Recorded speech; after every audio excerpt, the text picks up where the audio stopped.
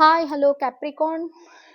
8th டிசம்பர்லேருந்து 12th டிசம்பருக்குள்ள இந்த வாரம் உங்களுக்கான எனர்ஜி என்ன, உங்கள் லைஃப்பில் என்ன நடக்கும், ஓகே, உங்கள் லவ் ரிலேஷன்ஷிப் எது வேணாலும் இருக்கட்டும்.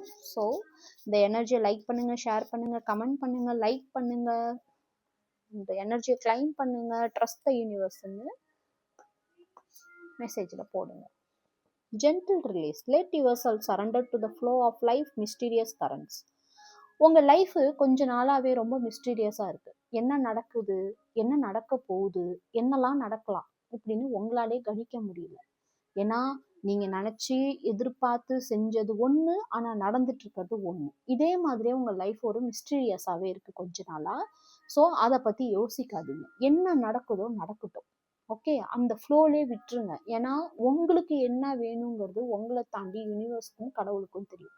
ஸோ அதனால் மிஸ்டீரியஸாக இருக்கா, குழப்பமாக இருக்கா, ஒரே விசித்திரமான விஷயங்கள் உங்கள் லைஃப்பில் நடக்குதா, நீங்கள் ஒரு வேலையை தேடி போவீங்க ஆனால் அது வேறு வேலை ஒன்று கிடைக்கும், நீங்கள் ஒரு ரிலேஷன்ஷிப்பை தேடி போவீங்க ஆனால் அந்த ரிலேஷன்ஷிப்பை பிரேக்கப் ஆகும்.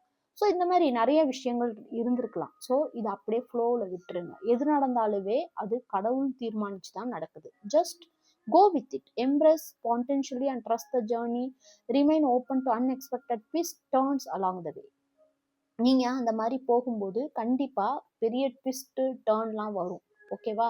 அதனால் அதை பற்றி கவலைப்படாதீங்க. என்ன நடக்குதோ நடக்கட்டும், ஆனால் உங்களோட நம்பிக்கையை மட்டும் எந்த காரணத்தை விட்டும் இழந்துடாதீங்க, ஓகே? நீங்கள் யூனிவர்ஸ் மேலே வச்சுருக்க நம்பிக்கையாக இருக்கட்டும், நீங்கள் கடவுள் மேலே வச்சுருக்க நம்பிக்கையாக இருக்கட்டும், அதை இழந்துடாதீங்க. ஸோ ட்ரஸ்ட் த யூனிவர்ஸ்னு கமெண்ட்டில் போடுங்க, ஓகே?